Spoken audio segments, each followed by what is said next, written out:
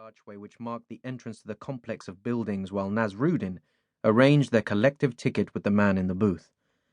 Then, their guide in the lead, the party started climbing the 36 steps which led up past one double-domed mausoleum towards the entrance gate of another.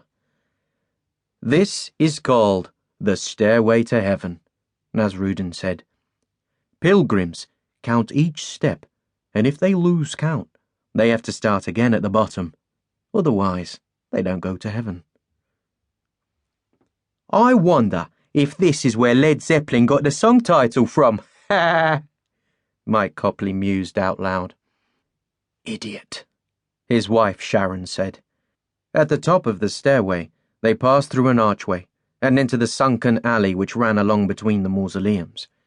Here, the restoration work seemed to be only just beginning, and the domes were bare of tiles, the walls patchy, with swathes of mosaic giving way to expanses and underlying buff-coloured brick.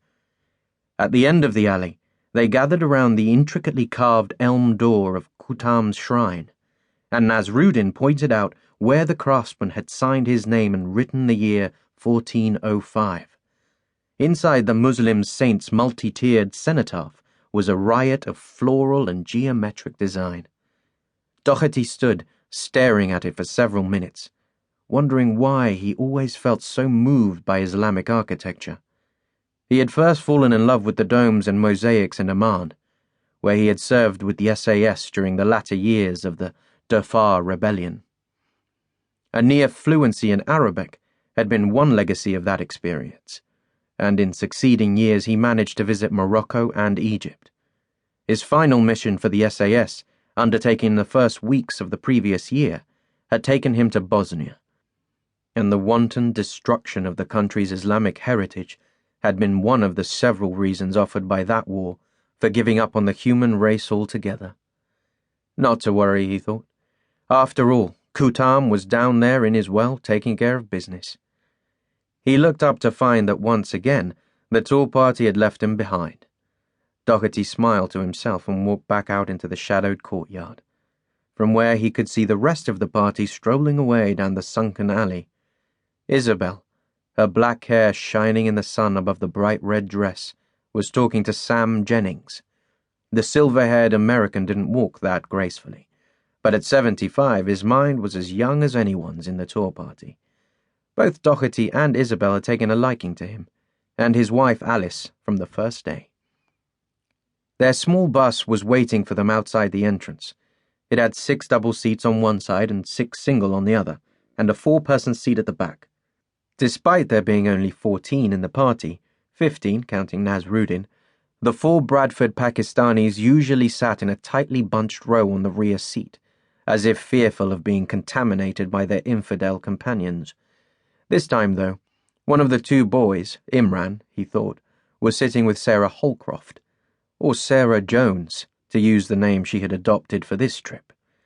Docherty wondered if Imran had recognized her as the British Foreign Minister's daughter. He hadn't himself, though the girl had made no attempt to disguise her appearance, and her picture had been in the papers often enough. Isabel had, and so, if their behaviour was anything to go by, had both the Copleys and the Ogleys. Brenda Walker, the social worker who usually sat with Sarah, was now sitting directly behind her. Docherty had his suspicions about Brenda, and very much doubted whether she was the social worker she claimed to be. He had come into fairly frequent contact with the intelligence services during his years in the army, and thought he knew an official minder when he saw one. But he hadn't said anything to anyone else, not even Isabel. He might be wrong. And in any case, why spoil the generally good atmosphere that existed within the touring party? He wasn't even sure whether Sarah herself was aware of her roommate's real identity. "Enjoying yourself?" Isabel asked, leaning forward from her seat directly behind his and putting her chin on his shoulder. "Never better," he said. "We seem to go from one wonder of the world to another."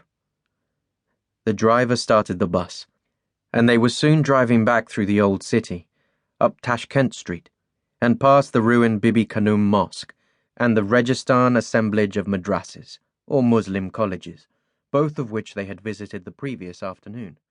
It was almost 12:30.